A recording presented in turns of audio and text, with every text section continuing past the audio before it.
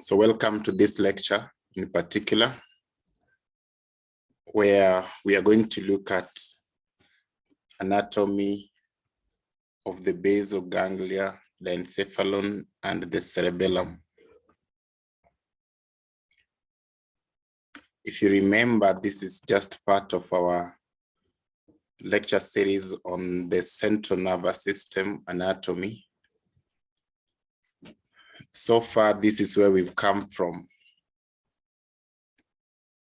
We've looked at introduction to the nervous system, and we highlighted on the basic components regarding organization of the central nervous system and actually central nervous system in general. We've also covered the cranial cavity and the meninges. We've covered the basic parts of the brain, and we covered the organization and functional localization of the cerebral cortex. So this particular lecture, we are focusing on basal ganglia, Diencephalon, and cerebellum. Just to remind you or to orient you, we already know that that is what we call the cerebrum, and that is what we call the cerebellum, and that is what we call the brainstem. So the brain has those three basic parts. The brainstem in particular has those three parts: midbrain, pons, and medulla oblongata. If we look at brain in terms of developmental anatomy of the brain, we talk about forebrain, midbrain, and hindbrain. And these are the other terminologies used to describe those three. So that is largely from an embryonic perspective. And will also be developmental, actually, like in terms of malformations. So we are saying that the brain has three parts. And if you remember from our last lecture again, we could divide the cerebrum into two. We have the cerebral hemispheres, and we have the Denkevalon. These are the cerebral hemispheres, the right and the left hemisphere. The Denkevalon is this part here. That region is the Denkevalon. The structure labeled A is called corpus callosum. It's the one that joined the right and the left cerebral hemisphere. So that is cerebrum with its two divisions. Then we talked about the cerebral hemisphere itself. And we said that the cerebral hemisphere has three parts, if you look at it in a coronal section. Okay, there's an image that has refused to come, but fine. If you look at the cerebral hemisphere in terms of coronal section, we'll have the cerebral cortex, which refers to the outer layer of gray matter in the periphery of the cerebrum. So that's the cerebral cortex. And we talked about the cerebral cortex in detail. We divided it into 4 lobes. We talked about the functions of each lobe. Deep to the cerebral cortex is what we call the cerebral white matter, which contain axons of neurons. These axons of neurons are termed according to how they connect the cerebral cortex to other regions.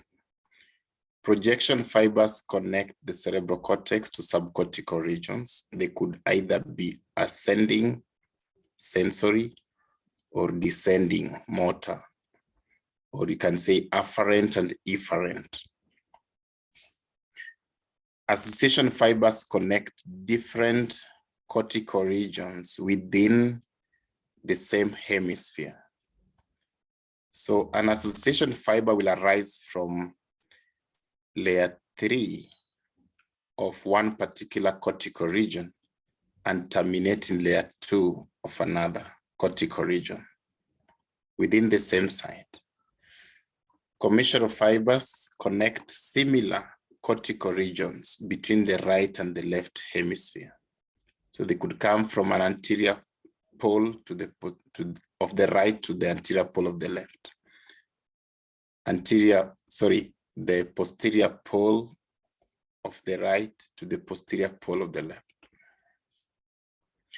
Basal ganglia, on the other hand, which should be, okay, we call it basal nuclei, but commonly termed basal ganglia, is a group of gray matter within this deep substance of the hemisphere.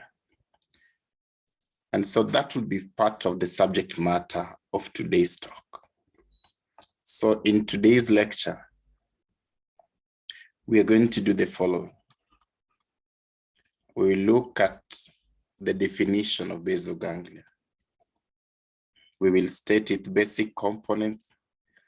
We'll state the functions of the basal ganglia, and we'll talk about the effects of injury to the basal ganglia. Then we will address the matters concerning the Denkevalon. So again, we'll name the different components of the Denkevalon. And for Denkevalon, we'll just focus on the functions of each component. Lastly, regarding cerebellum, we'll name the parts of the cerebellum. We will state the functions of the cerebellum, and we'll talk about the effects of injury to the cerebellum. So it's a rather straightforward lecture, easy to that effect. Let's begin with the basal ganglia. I think that's a repeat, but to that extent, I've already told you.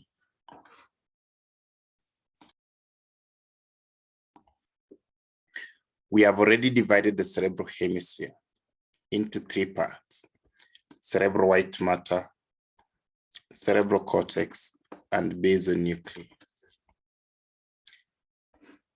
I've already told you that as with regard to the cerebral white matter, we can divide the fibers into those 3. We've defined what they are. As with regard to the cerebral cortex, we did that. We looked at functional localization of the cortex. We looked at each of the cortex: frontal cortex, parietal cortex, occipital, and temporal cortex. And when we were looking at temporal cortex, we also focused on the limbic system. So far in our lecture series, that is where we are. So in this particular lecture, we want to focus on this one now. So if you look at that flowchart, you understand that we are still talking about cerebrum. We're still talking about the cerebrum, and in particular, we are still within the cerebral hemisphere. So we are focusing the basal ganglia.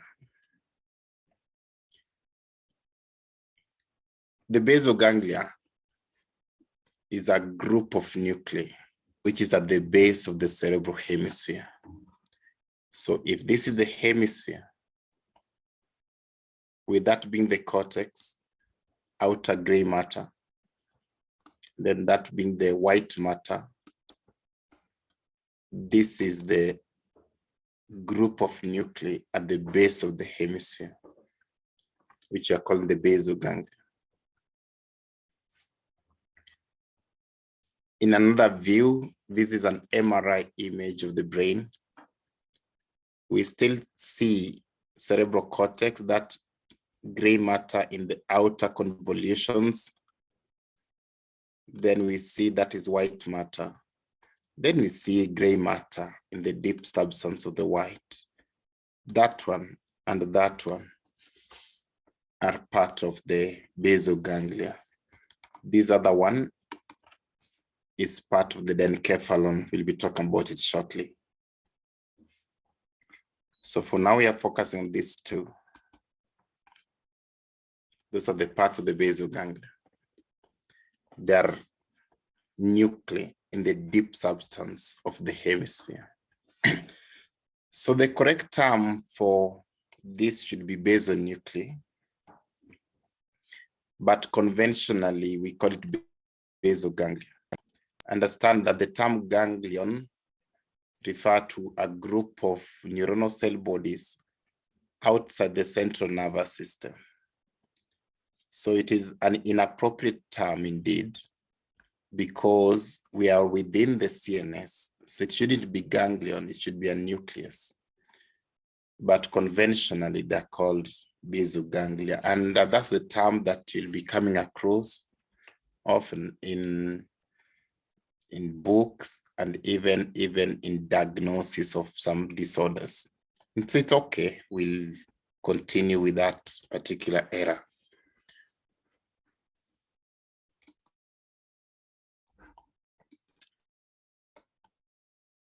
The main function of the basal ganglia is to control movements. Basal ganglia controls movement. And I'll be telling you shortly 2 ways in which it controls movements. The control of movements is exacted through what we call the extrapyramidal motor system. Maybe you need to understand something about motor systems. We know that the nervous system controls skeletal muscles. We usually talk about the efferent system, the one that go to muscles. Based on where the neurons which control the skeletal muscles come from, we have 2 categories of motor systems. There's what we call the pyramidal system, and there's what we call the extrapyramidal system. The pyramidal system refers to the upper motor neurons, which arise from the cerebral cortex. And on your left, you see that. So the upper motor neurons that arise from the cerebral cortex, in this case, perhaps that is the precentral gyrus that is giving you neurons. Remember, they'll be coming from layer 5 of the cerebral cortex there, and they project downwards. That is what will constitute the pyramidal system. We give them names according to where they go. The pyramidal system going to the spinal cord is called corticospinal. And the pyramidal system going to the brainstem is called corticonuclear. But that's pyramidal. The neurons that control skeletal muscles but arise from the cerebral cortex constitute the pyramidal system. But the cerebral cortex is not the only structure that controls skeletal muscle, that's the point. The basal ganglia also controls skeletal muscles.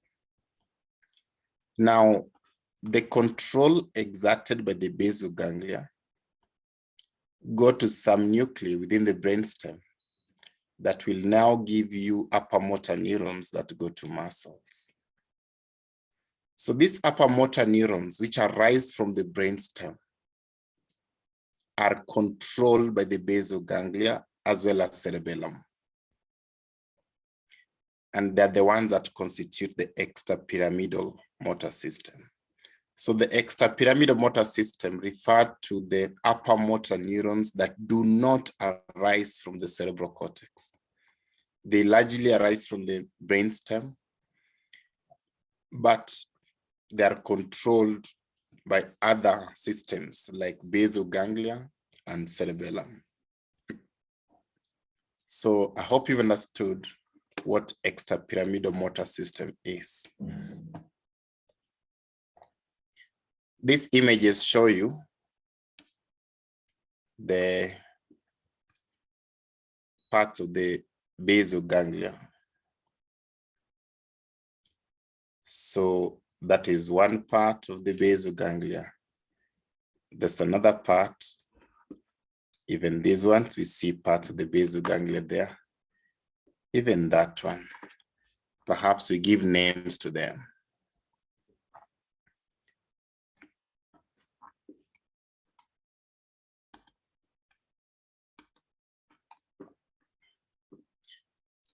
Let's start here. That part of the basal ganglia is called the caudate nucleus. Caudate nucleus. And this part of the basal ganglia is called the lentiform nucleus. So we have the caudate nucleus and you have the lentiform nucleus. The lentiform nucleus consists of two things within it. Usually, we may not be able to see them nicely distinct, and that is why we just give it the umbrella term, lentiform. But when we're able to separate the two, and perhaps in this one, we could be able to separate the two, that outer one is known as the putamen, and this inner one is known as the globus pallidum. So the globus pallidum and the putamen constitute the lentiform nucleus. So those are the key parts of the basal ganglia: caudate nucleus, putamen, and globus pallidum. And putamen and globus pallidum constitute the lentiform. There's some terminologies that you may come across regarding these components, and I want to elaborate on them. One of the terminologies you're likely to come across is the neostriatum. When you talk of the neostriatum or neostratum, we are referring to the caudate nucleus and the putamen. That is the neostriatum. The neostriatum form the primary input center of the basal ganglia. And what does that mean? It means that it receives neurons which come from other regions. The major regions that project their neurons to the basal ganglia are the cerebral cortex, the thalamus, and what we call the substantia nigra of midbrain. The image to your right shows you the substantia nigra of midbrain. That black structure there, that dark structure there is the substantia nigra of midbrain. So those three regions give you neurons which go to the basal ganglia, and they primarily terminate in the neostriatum. We can give those neurons specific terminologies depending on how they run. For example, the ones from the cerebral cortex to the basal ganglia are called corticostriate pathway or fibers, because they're from the cortex to the striatum, corticostriate. The ones that come from the thalamus to the basal ganglia are called thalamostriate. And the ones that come from the substantia nigra to the basal ganglia are called nigrostriate. Those three are not the only afferents to the basal ganglia. There are others, but those are the major ones. So I hope you've understood what neostriatum is. The input center of the basal ganglia. It refers to the caudate and putamen, and they're the ones that receive the corticostriate, nigrostriate, and thalamostriate fibers. Then we have what we call the paleostriatum. The paleostriatum refers to the globus pallidum. The globus pallidum is the output center of the basal ganglia. That is to mean that neurons arise from the globus pallidum to leave the basal ganglia. So depending on where they go to, you can give them some other names. For example, most of them go to the thalamus. So we talk of pallidothalamic neurons. They are coming from the pallidum to the thalamus, pallidothalamic. And so globus pallidum form part of the output center of the basal ganglia. Apart from those three major nuclei I've talked about as being component of the basal ganglia, there are other nuclei that are still associated with the basal ganglia. Let's talk about the associated nuclei. We've already mentioned the substantia nigra of midbrain. So perhaps that nucleus there is the substantia nigra of midbrain, which give you neurons which go to the neostriatum. In particular, neostriatum refers to caudate nucleus, that one, and putamen, that one. So the neurons go to the neostriatum. So this is what we call nigrostriate. The neurons which come from the cortex to go here will be called corticostriate. And the one from the thalamus not shown, but we'll also have thalamostriate. The substantia nigra provide dopamine to the basal ganglia. So the neurons which come from substantia nigra are dopaminergic neurons. This is a primary source of dopamine to the basal ganglia. The second nucleus is the subthalamic nucleus, or we just call it the subthalamus. The subthalamic nucleus is somewhat an intermediate nucleus in the basal ganglia connections. So signals which go to the subthalamus largely have reciprocal connections with the globus pallidum. And if you read more about the basal ganglia, they'll tell you about direct and indirect pathways. So the indirect pathways are the ones that pass through the subthalamus, largely. The subthalamus is more of a transition anatomically between the thalamus and the midbrain. The third component, nucleus associated with the basal ganglia, is the thalamus itself. That's the thalamus.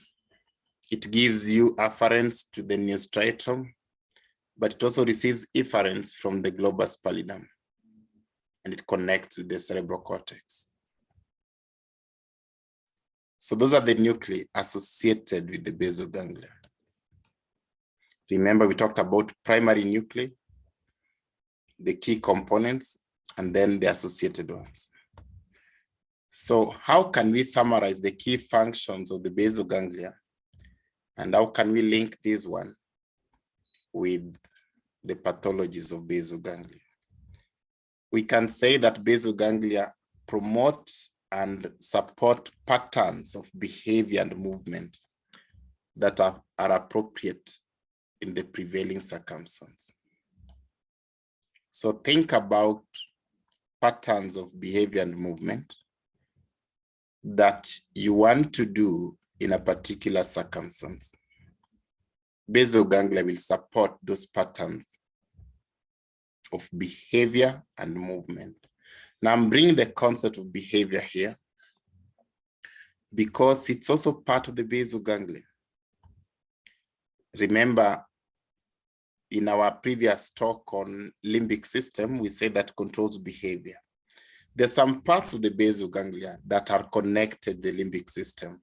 If you remember, the ventral striatum and the nucleus accumbens, so to speak, are concerned with limbic system, and they're still part of the basal ganglia. So there's a behavior component. Now, the other key role is to inhibit unwanted or inappropriate behavior and movements. If there's a particular behavior movement that is not appropriate in a particular circumstance, the basal ganglia will inhibit it. And it is for this reason that we usually say that the basal ganglia offer a braking system, break of stop, a braking system during movement. Is the one that gives you the stop instruction. So if you think through those two key functions, the basal ganglia, then it's easy then for us to then talk about some of the disorders that we see in basal ganglia. And one of them is what you call Parkinson's disease. Maybe you've seen, maybe you haven't seen, you've not seen someone with Parkinson's disease, but Parkinson's disease is associated with the reduced movements. That's what we call akinesia, muscular rigidity, and tremors. So the person has rigidity and has slow of movement, and they have tremors as well. And these tremors are always there. We call them tremors at rest. These occur because of degeneration of dopaminergic neurons of the substantia nigra. So it means that we have depletion of dopamine in the system. Commonly occurs as you grow old. Then we have what we call Huntington's disease or Huntington's chorea. This is associated with that inability to prevent unwanted movements. If you remember this one, so in Huntington's disease, that role is lost. And in Parkinson's disease, the first role is the one that is lost actually. Now, how will someone with Huntington's disease present? Think about unwanted movements not being inhibited. This person may present with the jerky dancing movements, which are purposeless. There's no song, but they just dance, or jerky movements. That is Huntington's disease. Dystonia is also a characteristic feature of basal ganglia disease. It simply means abnormal tone, and usually this will present with the increased muscle tone. That is part of rigidity, and abnormal posture of the individual, because the tone of the muscles is not okay. So there'll be an abnormal posturing. These images show you on your left, someone with Parkinson's disease, and on your right, someone with the Huntington's disease, or what we call Huntington's chorea. Purposeless dancing, jerky movements. And to your left, rigidity and tremors. That is basal ganglia. So back to our flowchart. Now we've talked about the cerebral hemisphere. And in particular, in basal ganglia, we say that there are three parts: the caudate nucleus, putamen, and globus pallidum or pallidus. We talked about the functions of those ones. So that summarizes the key functions of the basal ganglia, and indeed also summarizes the story about the cerebral hemisphere. Now I want to talk about the Denkevalon, the second entity of the cerebrum.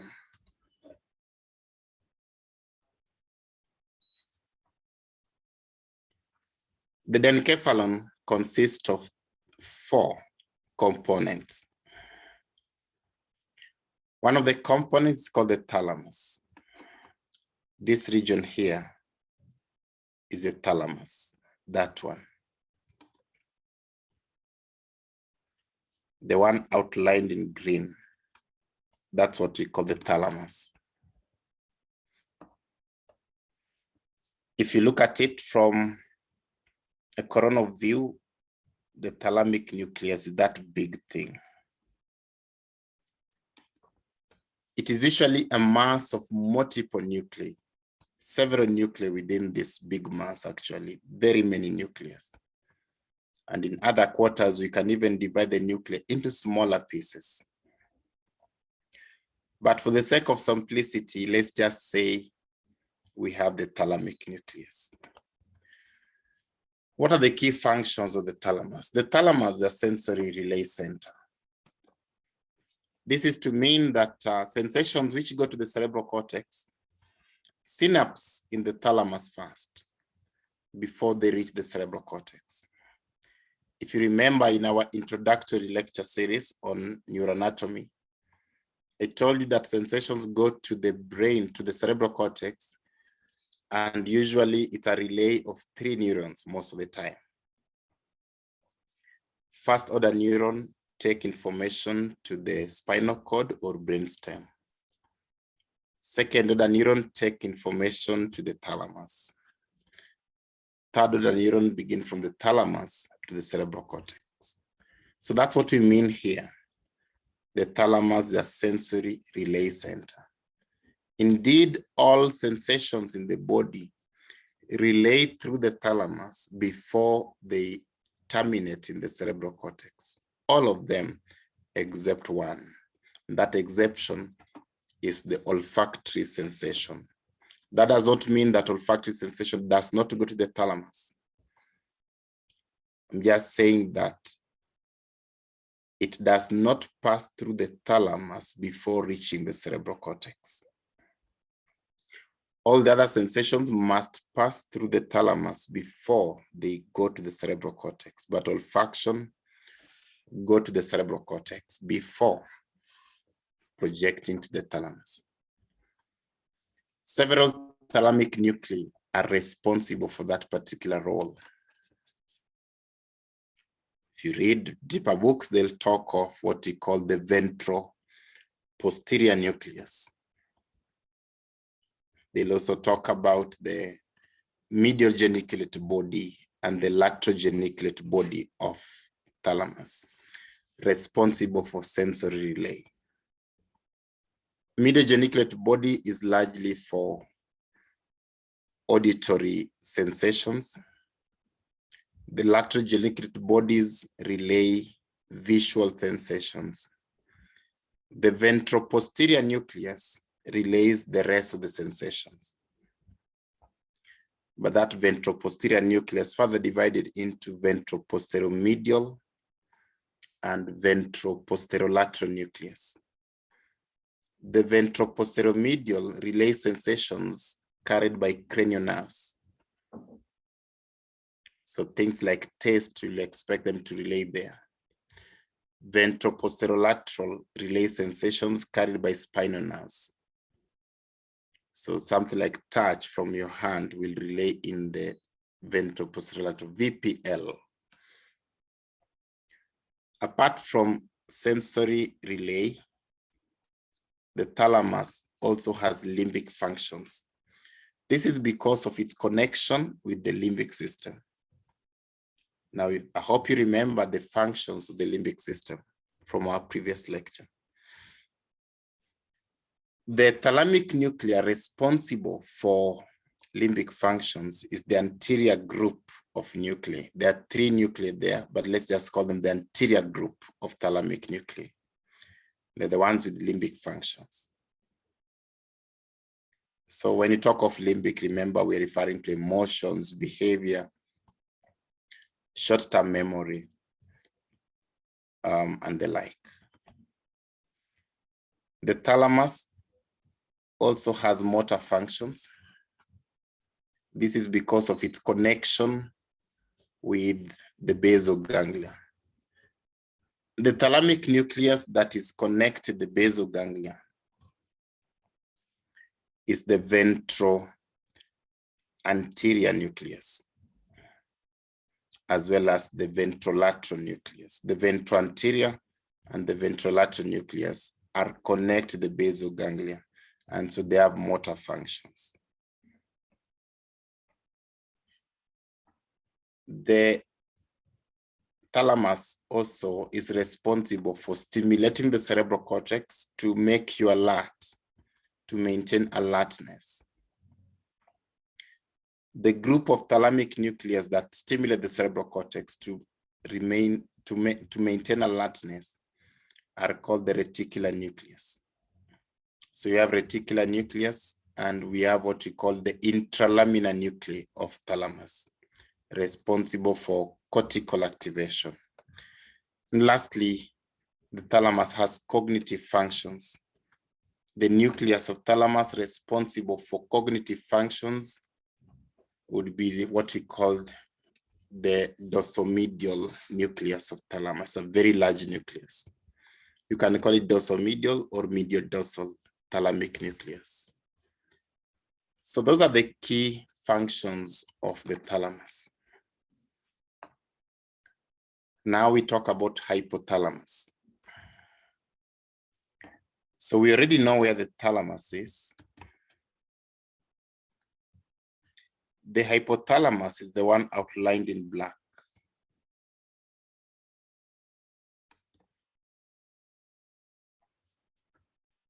What are the key functions of the hypothalamus? Hypothalamus control autonomic functions. It is actually considered the center of autonomic functions in the body.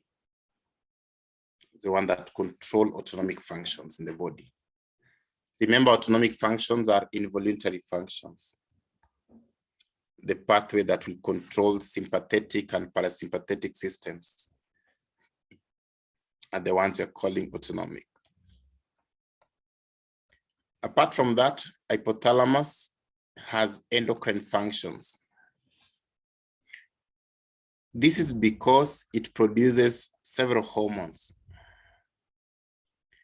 There are some hormones which are produced by the hypothalamus, which go to the posterior pituitary. We look at them when we study the endocrine system.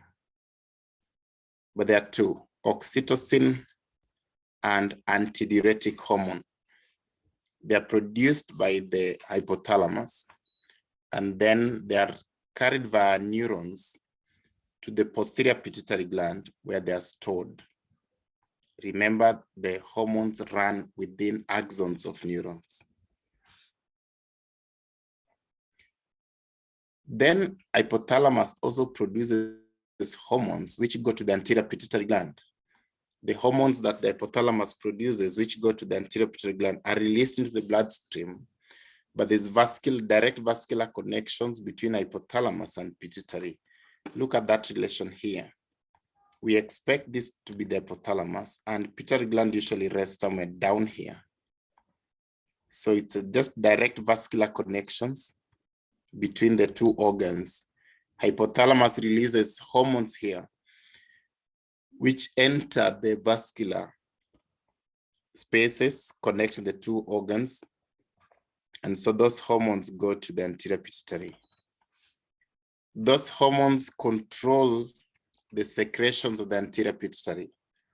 Some of them stimulate the anterior pituitary to produce its hormones. So we call those ones the releasing hormones. But some of those hormones from hypothalamus inhibit the pituitary gland from producing its hormones. And so we call them the inhibiting hormones or inhibiting factors. Because of this concept, we see that pituitary gland cannot really operate on its own, so to speak, but relies on the control from the hypothalamus. It is for that reason that we now consider hypothalamus to be the master endocrine organ in the body, unlike the way it was previously thought that pituitary was the master endocrine organ. Hypothalamus also has connections with the limbic system. And just like the thalamus, you know, hypothalamus also has several nuclei within it. For example, the ones that control autonomic functions are the anterior and the posterior hypothalamic nuclei. The ones that control endocrine functions are many, indeed very many. But examples would include supraoptic nucleus, paraventricular nucleus, and what we call the median eminence. The hypothalamic nucleus that control limbic functions are the mammillary nucleus of hypothalamus. We talked about that when we looked at the limbic system, mammillary nucleus of hypothalamus. The hypothalamus also controls food intake. We have the median nucleus that control food intake. So it has the center, hypothalamus basically has the center that tells you you've eaten enough, so you should be full. We call that the satiety center. It also has a center that tells you that your glucose levels are so low, you need to eat. So it promotes your appetite, and that's what we call the feeding center. Last but not least, hypothalamus is a sensory organ. This is to mean that it has receptors for different sensations, like what we've just talked about. It has receptors for glucose levels, helping you to know whether you need to eat or it's enough. It also has receptors for temperature. It's able to detect the central body temperature, and through that, it will be able to control body temperature, thermoregulatory function, of course, through its autonomic functions.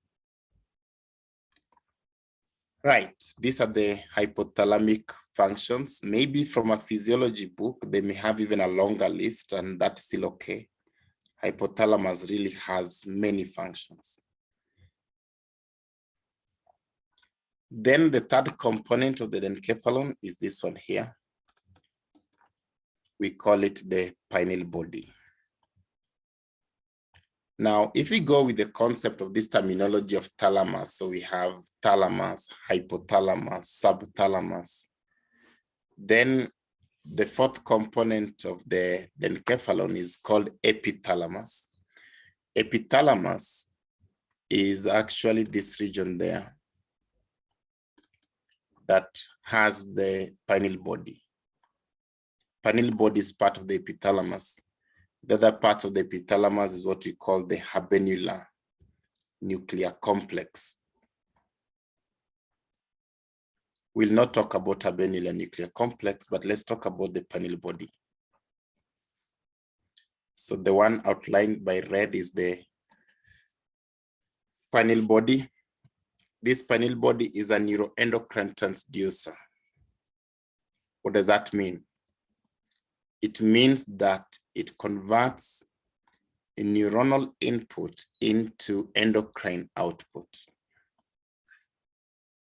So neuronal signals that come to it, it's able to convert that one into hormonal output. The hormonal output that comes out is basically the melatonin hormone. And melatonin has different functions. Melatonin hormone usually inhibits what we call the hypothalamo-hypophyseal gonadal hormonal axis. And by inhibiting that system, melatonin is able to delay the onset of puberty until the appropriate age. So think through that. And imagine now that inhibition is not there. If you have melatonin deficiency, hypothalamo-hypophyseal gonadal hormonal axis is not inhibited, it means that now the testosterone, estrogen will be released at an early age in this particular child. If that happens, that can actually lead to early onset of puberty, what we call precocious puberty. You see a child 3 years or 4 years, 5 years already into puberty. The other role of melatonin is to regulate the diurnal rhythm, or what we call the circadian rhythm. This is basically the day-night rhythm. Link that with sleep. So it regulates your sleep and wake cycle. One that tells you that now it's night time, you should be asleep and the sleep will come. Or daytime, you should be awake. So it basically sets your biological clock. In lower animals, it even does other things. For example, it will tell the animal about the period when they're supposed to be hibernating. It will tell the animal the period when now they're supposed to be migrating to other regions and things like that. Last but not least, melatonin also modulates the immune system. And you can read on that more, on how it modulates the immune system. The fourth component of the Denkevalon is the subthalamus. The subthalamic region is basically that transition between the thalamus and the midbrain, that region there, found between the thalamus and the midbrain. The subthalamus is connected to the basal ganglia, as we've just seen in this lecture. And that means that its key function is basically to control movement, not on its own, but as part of the basal ganglia. Okay, so that's the story of the Denkevalon. So if we go back to our flowchart, we've said that the Denkevalon has 4 key parts: thalamus, hypothalamus, subthalamus, and pineal body. I want us to now finish with this one, the cerebellum. So you realize that we've now talked about the cerebrum, the forebrain. We finished the story of the forebrain.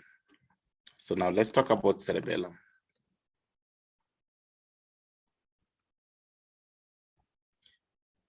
The cerebellum is located within the posterior cranial fossa. This is the cerebellum.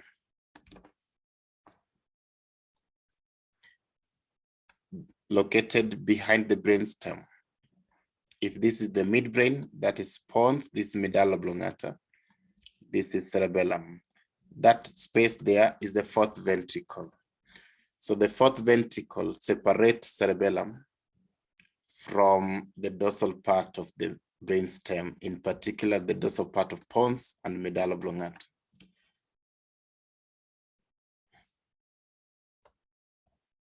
In terms of its attachment with the rest of the central nervous system, the cerebellum is held to the brainstem via some structures we call peduncles. I don't know whether you remember from introductory lectures, but we defined some terms. A tract is a group of axons with similar function. A peduncle is a collection of different tracts. So we have 3 cerebellar peduncles. The superior cerebellar peduncle link the cerebellum to the midbrain. The middle cerebellar peduncle link it to the pons, And this is the pons, this is cerebellum. So the middle peduncle is expected to be there, attaching the cerebellum to the pons. The inferior cerebellar peduncle join it to the medulla oblongata. This is medulla oblongata. The inferior peduncle, however, is not well visualized. Don't be tempted to think those ones. They should be posterior to that. So the understanding here is that we have 3 cerebellar peduncles, superior to the midbrain, middle to pons, and inferior to the medulla oblongata. Some of the gross anatomical parts of the cerebellum are these ones. The parts labeled C are the ones we call the cerebellar hemispheres. So we have the right and the left cerebellar hemisphere. The part labeled B is what we call the cerebellar tonsil. Again, we have the right and the left cerebellar tonsil. The part labeled A is what we call the flocculus. There's a right one and a left one as well. Then we have what we call the vermis. This is the vermis. The vermis is the midline structure. So we don't have a right and a left. It's just a central one, the midline structure, vermis. The nodule is the anterior inferior part of the vermis, the anterior-inferior part of the vermis that join the 2 flocculi. That is what you call the nodule. You know, when you divide the vermis into 2, superior and inferior vermis, then now look at the anterior-most part of the inferior vermis. That is what you call the nodule. It forms the point of union of the right and the left flocculus. We don't see it here because we have the brainstem intact. So what are the functions of the cerebellum? It is easier to understand the functions of the cerebellum based on the anatomical parts of the cerebellum. Cerebellum is a bit unique though. It has some lobes within it, anatomical lobes within it. And these anatomical lobes within the cerebellum have afferents coming from specific regions of the central nervous system. So based on the connectivity to the cerebellum, we talk of functional lobes of the cerebellum. However, based again on evolution, or so to speak, of the cerebellum, we talk of phylogenetic lobe of the cerebellum. Each of these lobes have specific functions. And we're talking about the specific functions. They also have some nuclei within them, and I'll be mentioning the nuclei as well. So from an anatomical point of view, we have what we call the flocculonodular lobe. The flocculonodular lobe refers to that region that we call the flocculi and the nodule. So the 2 flocculi and the nodule constitute the flocculonodular lobe.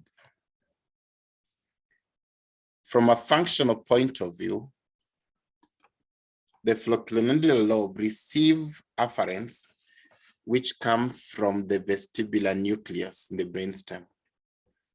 But remember, the vestibular nucleus in the brainstem receive information from the vestibular apparatus of the ear. So the input from the ear, the input regarding head position from the ear go via the 8th cranial nerve, vestibulocochlear nerve, so the vestibular part of it, to the brainstem. And that point is what we call the vestibular nucleus in the brainstem. From the vestibular nucleus, you have neurons which enter usually through the inferior cerebellar peduncle to the cerebellum. Where do they go? Those neurons go to the flocculus, and the nodule.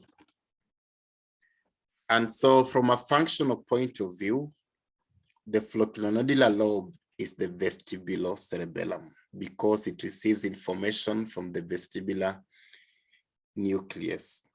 From an evolutionary point of view, it is believed that this is the earliest, the most ancient of the lobes of the cerebellum. And so it's called the archicerebellum. To mediate its functions, the vestibulocerebellum or the archicerebellum or flocculonodular lobe give efferents.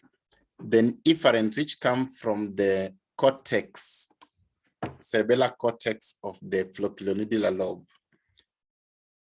project towards a particular nucleus within the cerebellum, which we call the fastigial nucleus. So the fastigial nucleus is the output nucleus from the flocculonodular lobe. And the neurons which come from fastigial nucleus have the following functions: basically maintaining equilibrium of the head and also coordinating eye movements. Now remember that the eye needs to move according to head position. So this is the lobe of the cerebellum that coordinates movements of your eye based on the position of your head. That is why it's possible to rotate your head several times, but you're still fixing your eyes on a particular object, even if you rotate your eyes, because the vestibulocerebellum is able to coordinate eye movements based on head position. So that's the first lobe of the cerebellum. Remember, the output nucleus from that lobe is called the fastigial nucleus. The second anatomical entities would refer to the vermis and the tonsils. So from anatomical lobes, we are referring to the vermis and the tonsils, and I've already shown you those ones. The vermis and the tonsil receive neurons which come from the spinal cord. And so from a functional point of view, we call this lobe the spinocerebellum. It is believed that this is the second lobe of the cerebellum to have evolved, and so we call it paleocerebellum. This lobe is concerned with muscle tone as well as posture of the trunk. It mediates its functions through two nuclei. We have what we call globose nucleus, and there's another one called the emboliform nucleus. The globose and the emboliform nucleus. In lower animals, those two nuclei are actually fused.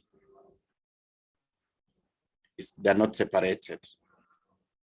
And in those lower animals, we call those two nuclei the interpost nucleus or nucleus interpositus. So sometimes we use that term even in humans. The interpost nuclei of the cerebellum refer to the emboliform nucleus as well as the globose nucleus. The third lobe of the cerebellum is represented by the cerebellar hemispheres that I showed you, the largest part actually. The cortex of the cerebellar hemispheres receive information which come from the cerebrum itself. Neurons come from the cerebrum, go to the pons, then go to the cerebellar hemisphere through the middle cerebellar peduncle. So because of that, we can say from a functional point of view that this lobe is the cerebellum. Functionally, we call this cerebellum. Phylogenetically is the newest lobe of the cerebellum to have evolved, so we call it neocerebellum. This is concerned with planning motor functions and also learning motor activities. The nucleus responsible for this is called the dentate nucleus. So the dentate nucleus is related to that lobe. Fastigial nucleus is related to this lobe. Emboliform and globus are related to this lobe. We have 4 cerebellar nuclei. Great. So just to summarize, the key function of the cerebellum is to maintain equilibrium of the head.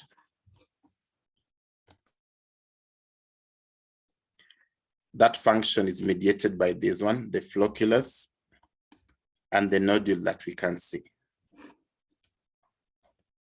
It also coordinates eye movements, again done by the flocculonodular lobe.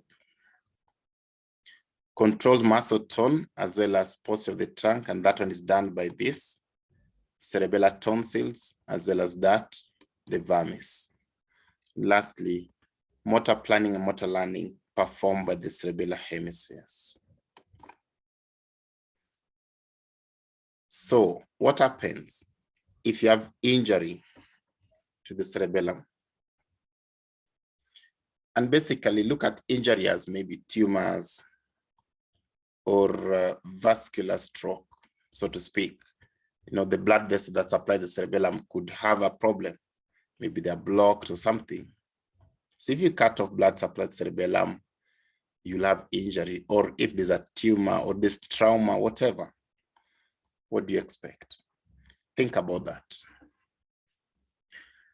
Now, our flow chart is this one. We've talked about cerebellum, and you've seen that you have the archicerebellum for vestibular functions, basically, or we can say equilibrium of the head and eye movement. Paleocerebellum for muscle tone and posture. Neocerebellum for motor learning and motor planning. So back to the question I asked you.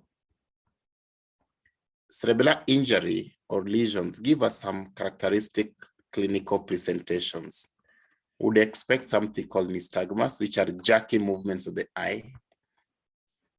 These are jerky movements of the eye because we are now not able to coordinate eye movements. Ataxia is basically abnormal gait because now we are not able to maintain the posture of the trunk. Dysmetria means that the patient is unable to judge distance. The way we do this clinically is to tell a patient to, let's say, touch the tip of their nose. So when they reach the tip of the nose, if you're seeing my video, they'll reach the tip of the nose, but they'll go beyond that tip. So maybe they can even poke their eye. They can't reach the tip of the nose, then stop there. The finger will go beyond that one. And that's what we call dysmetria or past pointing. There you tell someone with the cerebellar disease to help you remove something from your eye, your cornea will go. We call it dysmetria or past pointing.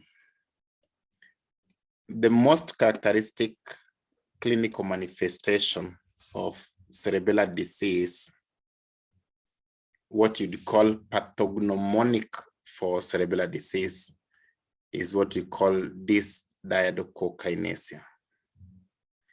This is the inability to perform rapid repetitive movements. This is how we test it. See if you can see my video. Look at my hands. So we tell someone with cerebellar disease to do this. To perform rapid repetitive movements in that manner. So someone with cerebellar disease will not be able to do what I'm doing. Perhaps they'll do this. That is dysdiadochokinesia, inability to perform rapid repetitive movements. Hypotonia is low muscle tone. Intention tremors are tremors which are present when someone is performing an activity. For example, the example I gave you about touching your nose. Someone with cerebellar disease will be having tremors as they go to touch their nose. And when they reach there, they even go beyond it. Those are intention tremors. Such tremors are supposed to be distinguished from the tremors of the basal ganglia. The tremors of the basal ganglia are called non-intention tremors. A non-intention tremor, or what is called involuntary tremor, are tremors which are present even at rest. When the person is not performing any activity, they just have the tremors, like this, even if you're not performing an activity. Intention tremors, or what are also called voluntary tremors, are tremors when performing an activity. So someone with cerebellar disease, when they're seated at rest, may not have the tremors. But now when you tell them to do something, that's when now they have the tremors. Lastly, dysarthria is difficulty in articulation. Usually they have slurred speech, so to speak. Think about it in terms of inability to coordinate muscle tone, including the tone of the musculature of the laryngeal muscles. Right, that is cerebellum, and that therefore summarizes our storyline today on basal ganglia, Denkevalon, and cerebellum. Our next neuroanatomy topic would be on brainstem and cranial nerves. Thank you very much.